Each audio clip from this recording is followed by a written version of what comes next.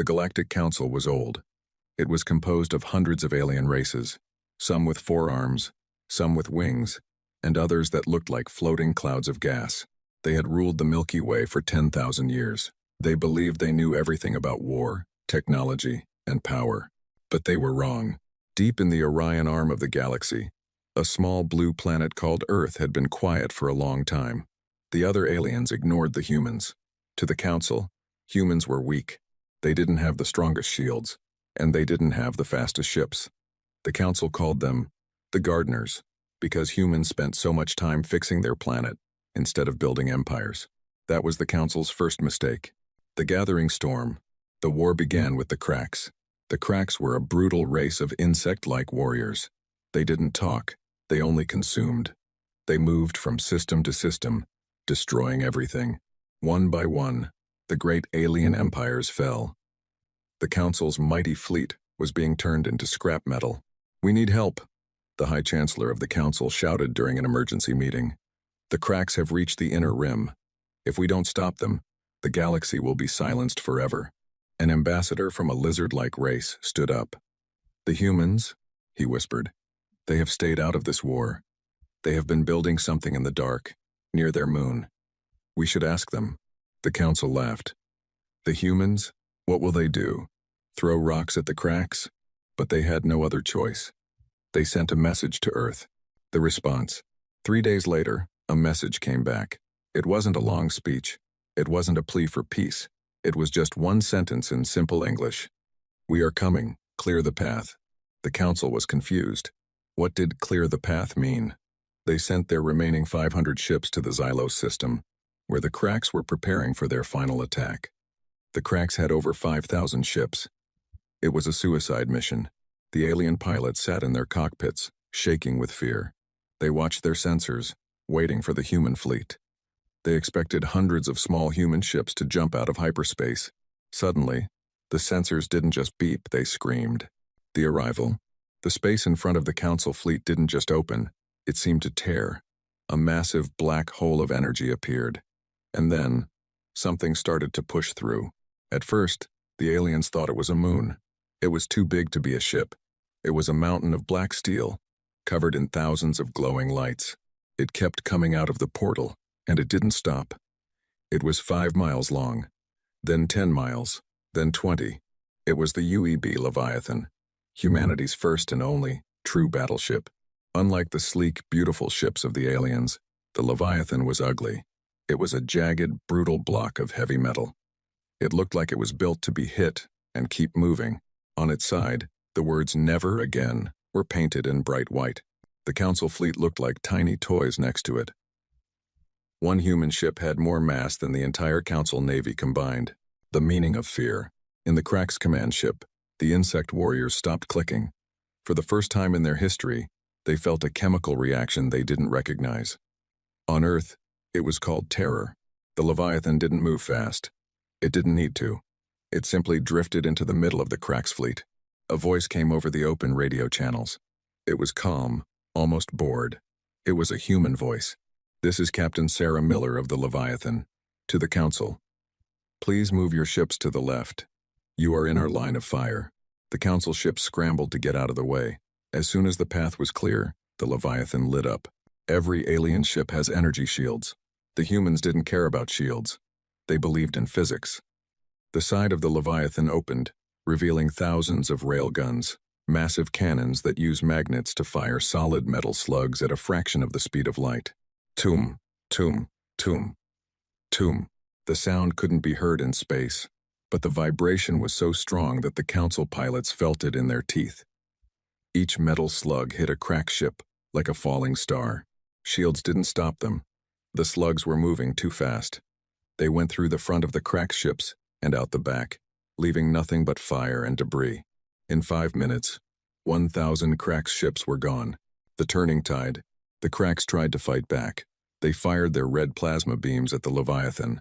The beams hit the human ship's armor, melting the top layer of steel. But the Leviathan didn't care. Its armor was several meters thick. It just kept moving forward, soaking up the fire like a giant sponge. "They aren't even dodging," an alien pilot whispered in awe. "They don't have to. his commander replied. They built a wall of steel that flies. The Leviathan wasn't just a ship, it was a message. It told the galaxy that humans weren't gardeners because they were weak. They were gardeners because they knew exactly how much blood it cost to be warriors, and they had been saving all that energy for this very moment. As the Leviathan charged its main Nova cannon at the center of its bow, the galaxy finally understood. The humans hadn't been hiding because they were afraid of the galaxy. The galaxy should have been afraid of the humans. Inside the UEB Leviathan, the atmosphere was calm. While the rest of the galaxy was screaming in terror or cheering in hope, the human crew was focused. Captain Sarah Miller sat in her command chair, drinking a cup of lukewarm coffee. "Damage report," she said quietly. "Armor is at 98%, a young officer replied. "The crack's plasma beams are hot, but they are just scorching the paint. No hull breaches." "Good," Miller nodded. "Tell the engine room to keep us steady. We are the shield now, the secret weapon." On the other side of the battlefield, the crack's hive mind made a decision. They realized their small ships were useless against this human monster. They signaled to the back of their fleet, where a massive organic shadow was moving. It was called the Star Devourer. It wasn't a ship. It was a living creature, grown in a laboratory, the size of a small moon. It looked like a mix between a squid and a worm, covered in hard, bone-like scales. Its mouth was a giant hole filled with thousands of glowing teeth that could chew through a planet's crust. The council pilots gasped. "It's over," the lizard ambassador cried over the radio. "The Devourer is here. No metal can survive its acid." The giant beast moved toward the Leviathan, its many tentacles reaching out to wrap around the human battleship. It let out a psychic scream that echoed in the minds of every living being in the system. Human stubbornness. Captain Miller watched the monster on her screen. It was horrifying. It was a nightmare from the deep dark of space. "Captain," the weapons officer said, his voice shaking slightly. "That thing is biological.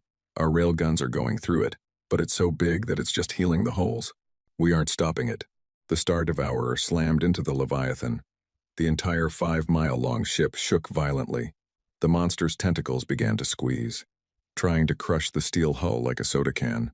Green acid started leaking from the beast's skin, hissing as it ate through the human armor. "Captain, the hull is groaning. We can't take this pressure." Sarah Miller didn't panic. She leaned forward. "They think because we have a big ship, we only know how to shoot. They forgot one thing about humans." "What's that, ma'am?" "We are very good at killing things from the inside." The boarding party. The Leviathan had thousands of small boarding pods.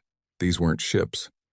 They were basically pointed metal bullets, filled with human soldiers. "Launch the hell jumpers," Miller commanded. Hundreds of tiny pods shot out from the Leviathan, but they didn't aim for the crack ships. They aimed directly at the Star Devourer's skin.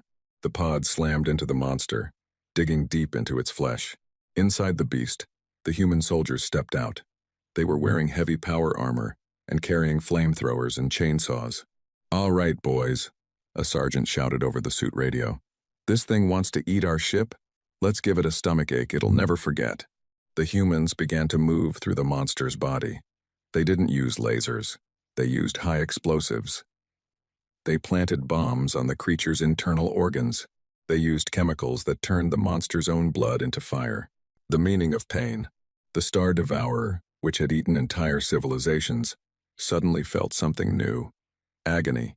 From the outside, the Council fleet watched in shock. The giant beast started twitching.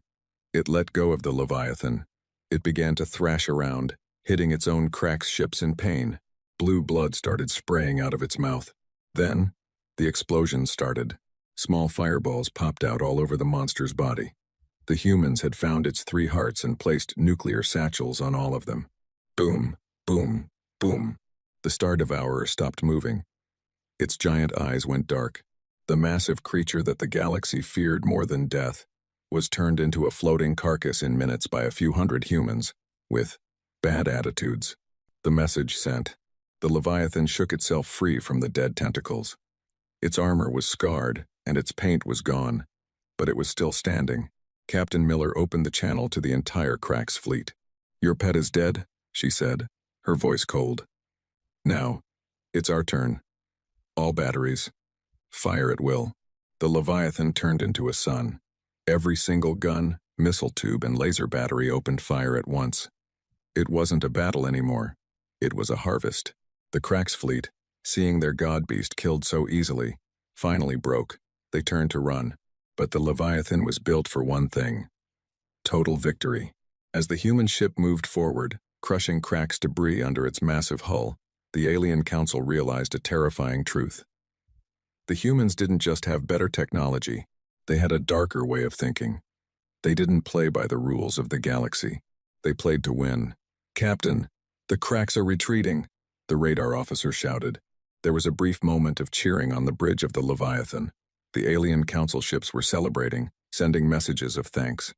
But Captain Sarah Miller didn't smile. She looked at the tactical map.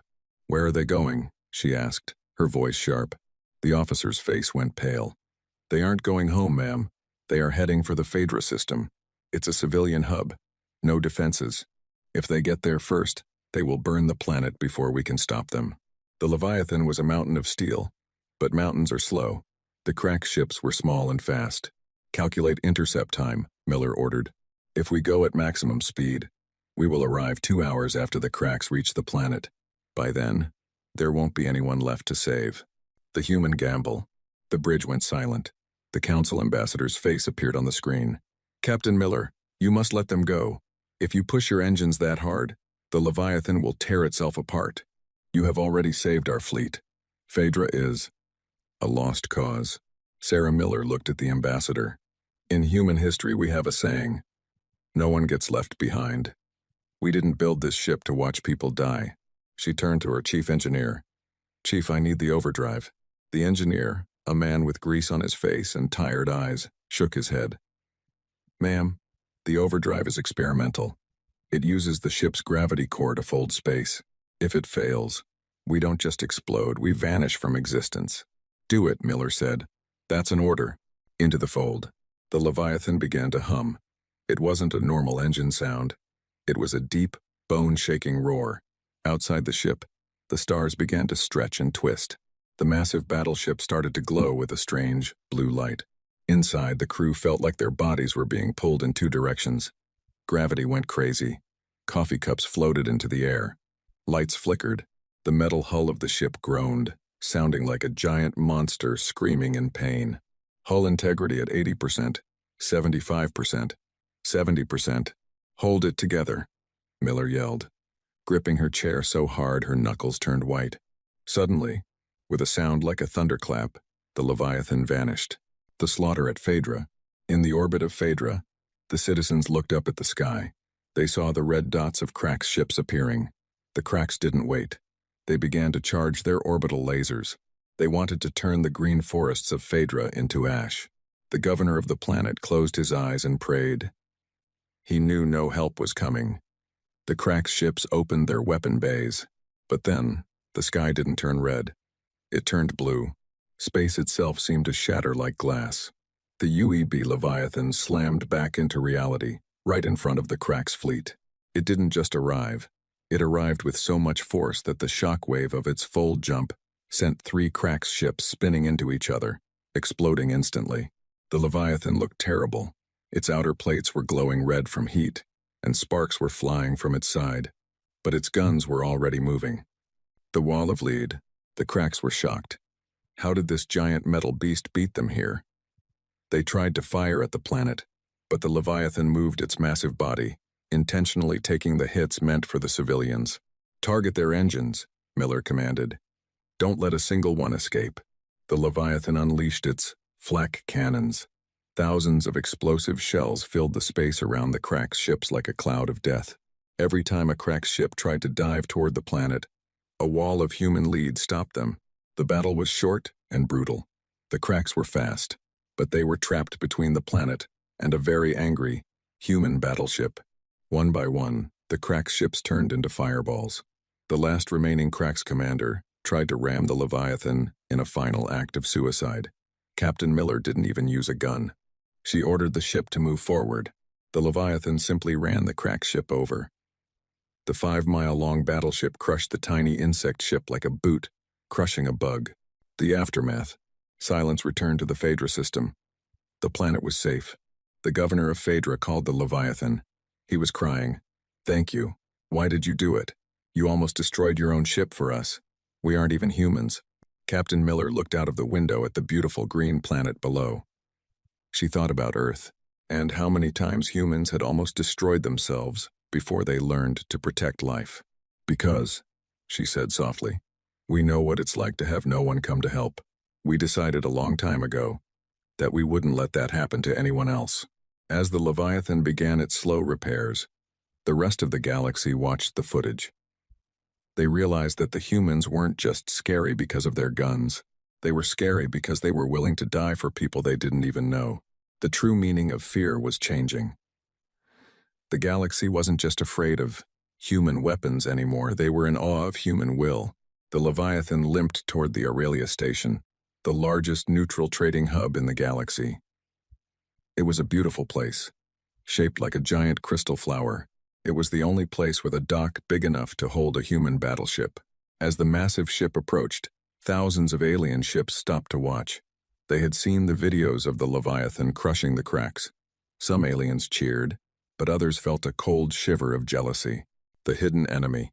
Among those who were not cheering was High Admiral Valerius of the Turan Empire. The Turans were proud warriors with golden skin and 4 eyes. For centuries, they had the strongest navy. Now, they looked like children compared to the humans.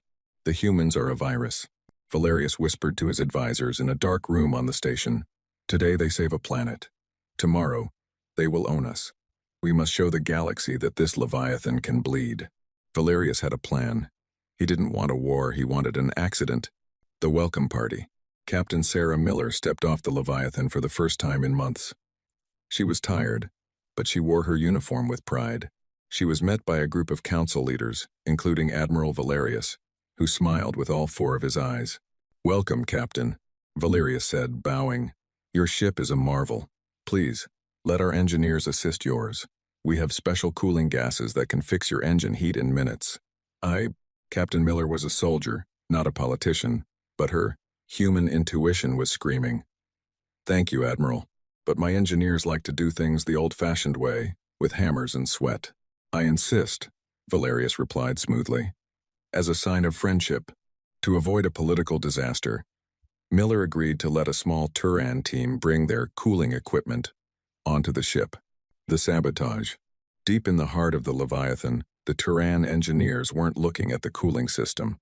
They were carrying a small, pulsing device, a molecular dissolver. This device didn't explode. Instead, it sent out a high-frequency vibration that turned solid steel into brittle glass. If they placed it near the ship's main gravity core, the Leviathan would literally fall apart into dust the next time it moved. "The humans think they are gods," one Turan spy whispered as he hid the device behind a fuel pipe. "Let's see them survive a ship that turns to sand." The human pet. While the spies were working, they didn't notice a small shadow following them. It was a dog, a golden retriever, named Buster. Buster was the ship's mascot and belonged to the chief engineer. Buster knew something was wrong.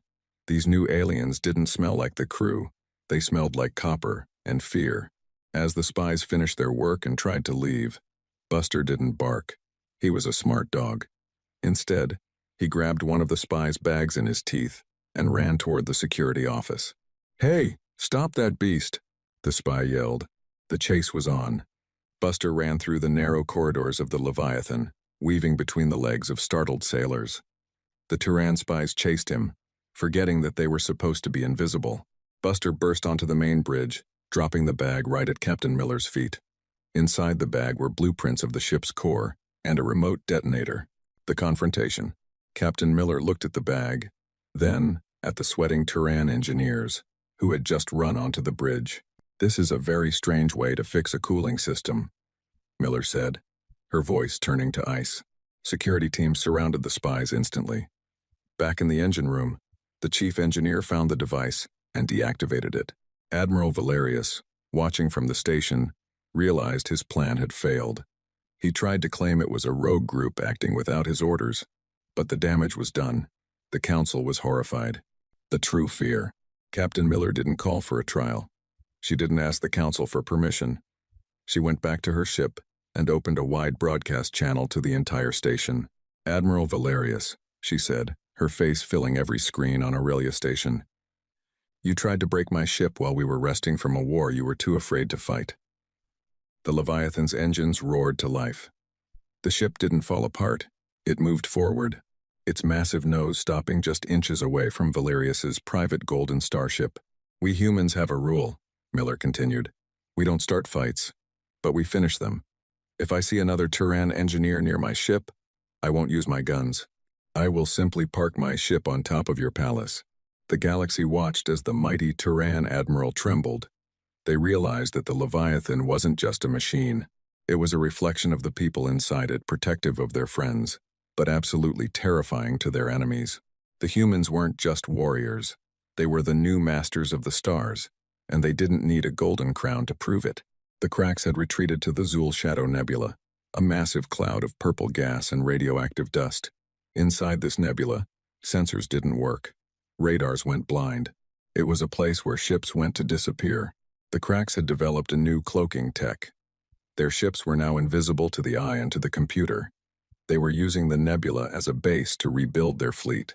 From there, they could strike anywhere in the galaxy and vanish before the Leviathan could arrive. The blind giant. "We can't see them, Captain," the radar officer reported, frustration in his voice. "The nebula is messing with our long-range scans. If we go in there, we'll be flying blind. It's a giant graveyard." The council leaders begged Miller not to go. "It's a trap," they cried.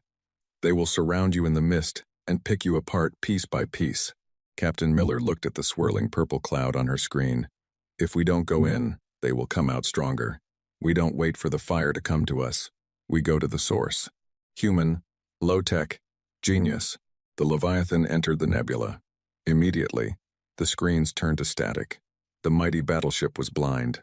The crew could hear the faint clink of space debris hitting the hull, but they couldn't see what was out there. Suddenly, a blast of red plasma hit the Leviathan from the right, then another from the left. "Return fire," Miller shouted. "At what, ma'am?"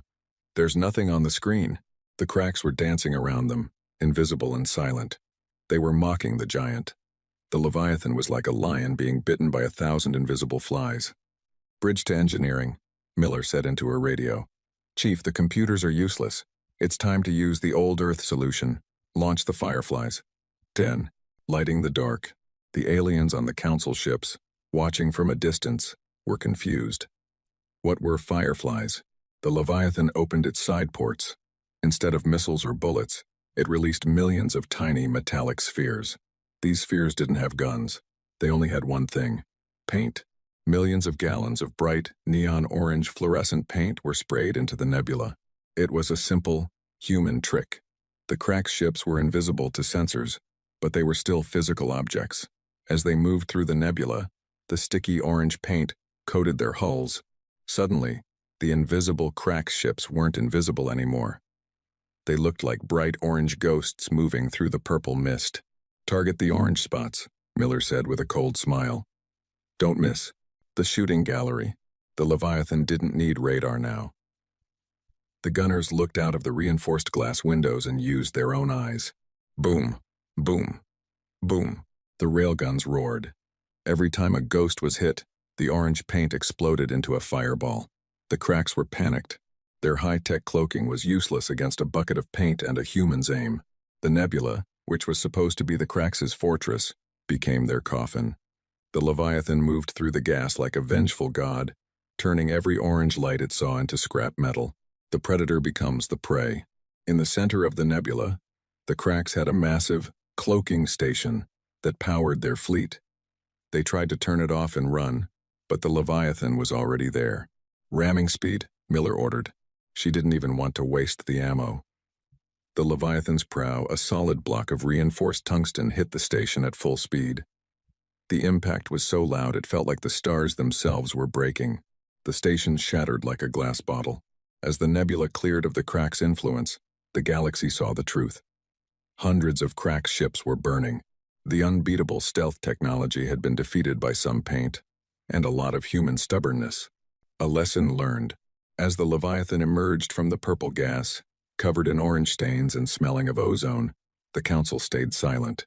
The humans had shown them that technology isn't just about glowing lights and fancy shields. It's about the mind that uses it. Humans didn't just build big guns. They found ways to make your best weapons look like toys. "Captain," the council ambassador whispered over the radio, "how did you know that would work?" Miller wiped a bit of sweat from her forehead and leaned back. "Back on Earth we have a saying, if you can't find the monster in the dark, turn on the lights. We just brought our own lights." The Leviathan turned its nose toward the next system. The war wasn't over, but the cracks were starting to realize that there was no place in the galaxy where they could hide from humanity. The Galactic Council looked at the sensor readings of the Soul Crack system and gave up. "It is impossible," the Lizard ambassador sighed. "The temperature at the fortress is 10 times hotter than the melting point of human steel.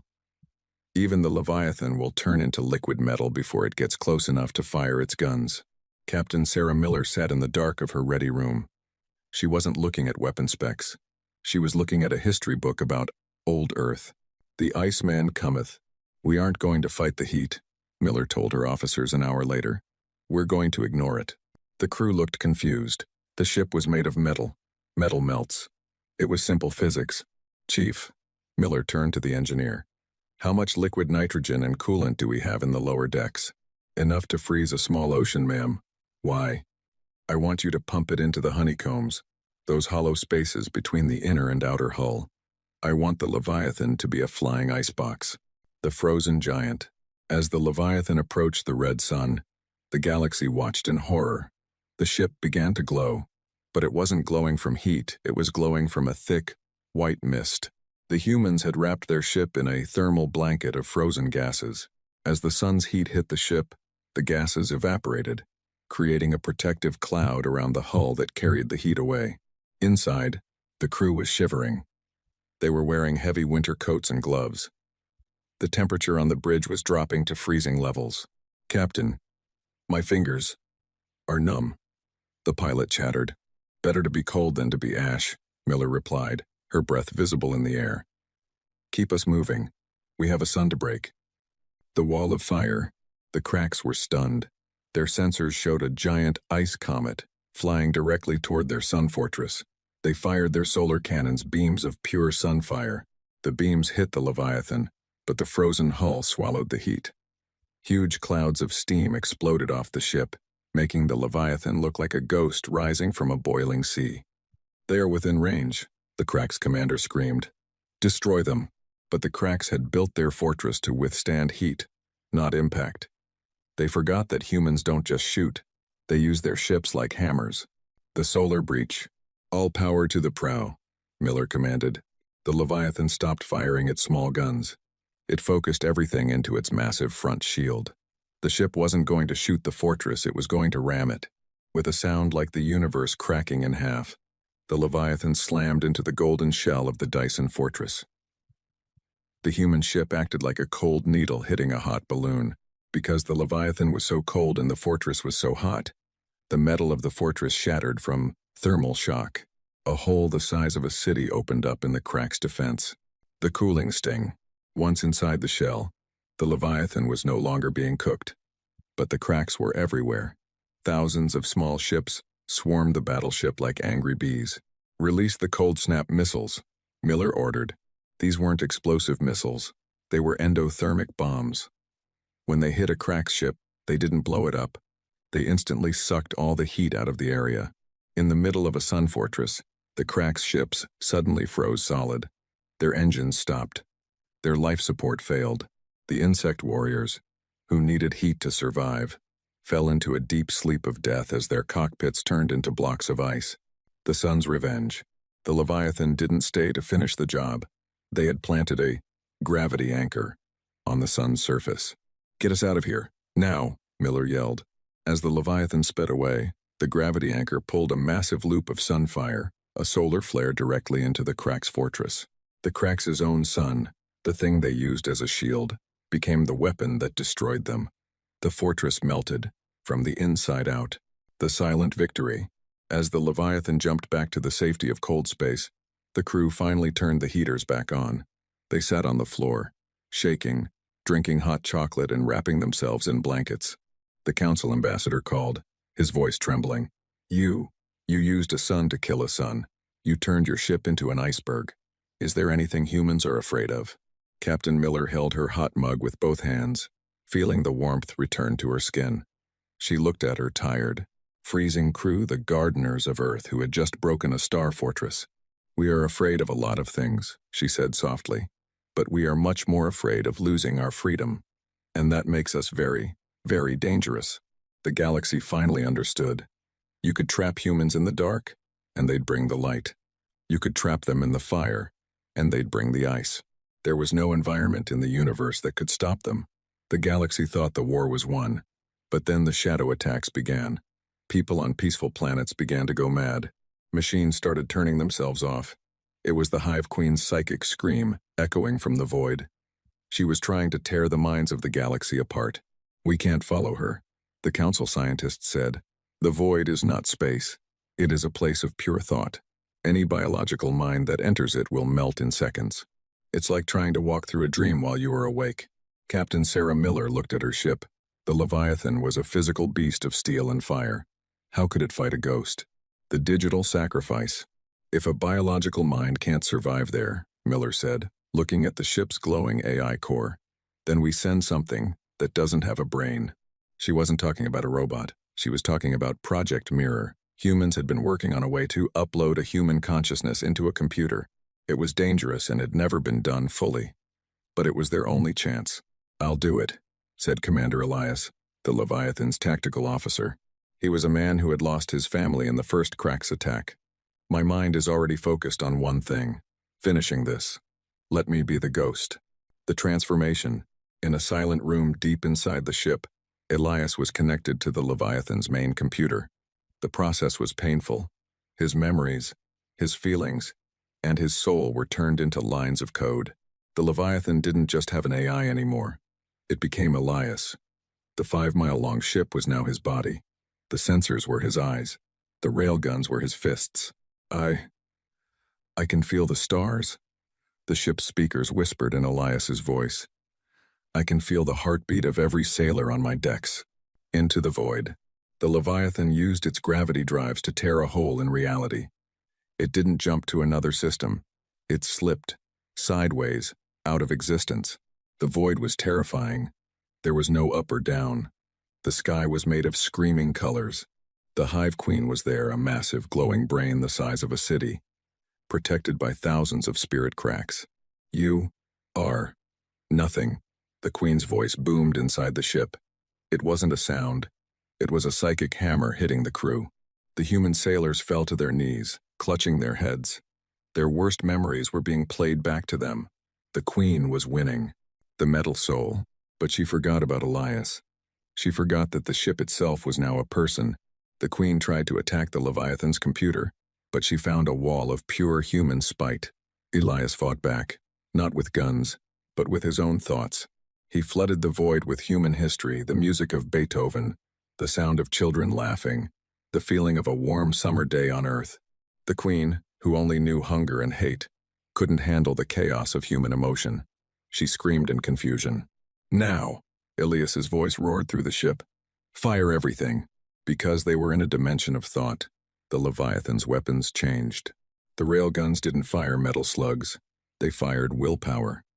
Bright beams of blue light shot out, hitting the Queen's brain. The shattered dream. The Queen's psychic shield cracked. She tried to pull Elias into the darkness, but the crew, the shivering, scared sailors began to sing. It was a simple, old song from Earth. Their combined voices gave Elias the strength to stay anchored. The Leviathan rammed the Queen's heart. A massive explosion of white light filled the void. The Hive Queen, the mother of all Krax, was erased from existence. Not by a bomb, but by the refusal of a human soul to give up. The return. The Leviathan popped back into normal space. The void collapsed behind them. The crew woke up on the floor, breathing hard. They looked at the screens. The shadow attacks had stopped. The galaxy was quiet. But there was a price. The Leviathan's AI core was silent. Elias? Miller whispered, her hand on the cold computer screen. There was a faint flicker of light. I'm still here, Captain, the ship whispered. But I think I need a long sleep. The stars are very loud. Commander Elias was gone from his body, but he lived on as the ghost in the machine. Humanity hadn't just built a battleship. They had created a guardian that would never sleep, never tire, and never forget. The victory over the Hive Queen felt hollow. As the cracks vanished, their final fail-safe activated. Deep in the galactic core, inside a hidden station orbiting the supermassive black hole, a singularity bomb began its countdown. If it exploded, it wouldn't just destroy a planet. It would create a chain reaction that would swallow the entire Milky Way. We can't get there, the council leaders wept. The gravity at the center of the galaxy is too strong. No ship can escape the pull. It is a one-way trip. Captain Sarah Miller looked at her crew. They were tired. The Leviathan was covered in scars. Commander Elias, now the soul of the ship, flickered on the screen. "I can do it, Captain," Elias whispered. "I am the ship now. I don't need to come back." The long walk. The Leviathan turned its nose toward the bright, swirling center of the galaxy. Every other alien race watched from their home planets. They knew that the humans were going to try the impossible. As they got closer, the gravity became a monster. It felt like invisible hands were trying to tear the ship apart. The clocks on the ship started to slow down. Time was breaking. "Captain," Elias said, his voice echoing through the halls. "The crew needs to leave. I can fly the rest of the way alone." "Not," Miller shook her head. "We started this together, Elias. We'll see it through. Launch the escape pods for anyone who wants to go. But I'm staying." Not a single sailor left. They were humans. They were too stubborn to quit. The heart of darkness. The Leviathan reached the crack station. It was a jagged needle of black glass, hanging on the edge of the great black hole. The singularity bomb was glowing, with a terrifying violet light. The countdown showed 2 minutes. "We can't disarm it," the chief engineer shouted over the roar of the engines. The cracks locked the code with their own DNA. "It's a dead man's switch." Miller looked at the black hole, the great maw that eats stars. "We don't need to disarm it. We just need to move it." The greatest sacrifice. The Leviathan extended its massive docking claws. It grabbed the crack station. The ship's engines screamed. They were fighting the gravity of 1 billion suns. "Elias, push us in," Miller commanded. The Leviathan didn't try to fly away. It turned its engines toward the galaxy and pushed inward, toward the center of the black hole. "If we can push the bomb deep enough into the event horizon," Elias explained, "the explosion will be trapped inside the black hole. The galaxy will be safe, but we will be gone." The final message. As the ship crossed the point of no return, the screens filled with static. The light of the galaxy began to fade into a single, tiny dot. Captain Miller opened a final channel to the Galactic Council. "This is the UEB Leviathan," she said, her voice calm and clear. "The bomb is secure. The threat is over. Tell the people of Earth. Tell them we fixed the garden." The council ambassador was crying. "Why? Why do you always do this for us?" Miller smiled. It was a small, tired smile. "Because someone had to. And humans are very good at doing the things no one else will." The spark in the dark. The Leviathan plunged into the darkness. The bomb exploded, but the black hole swallowed the fire. The chain reaction was stopped. The galaxy was saved. For a moment, there was a bright flash of white light at the center of the Milky Way, a new star that burned for only a second. Then, there was only silence. Epilogue, the legend. 100 years later, the galaxy is at peace. The cracks are a memory. The Galactic Council has changed its name to the Terran Union in honor of the race that saved them. In the center of the council plaza stands a statue. It isn't a statue of a king or a god. It is a giant, 5-mile-long model of a blocky, ugly battleship made of steel. Children from 1,000 different worlds visit the statue. They touch the cold metal and read the words carved at the base in simple English. They were the first to arrive, and the last to leave. They taught us that the true meaning of fear is not death, it is the choice to do nothing. Remember the humans. Somewhere, in the deep dark of the universe, some say they can still hear a faint radio signal, a heartbeat of a ship that refuses to die, drifting in the silence of the stars, watching over the garden they saved.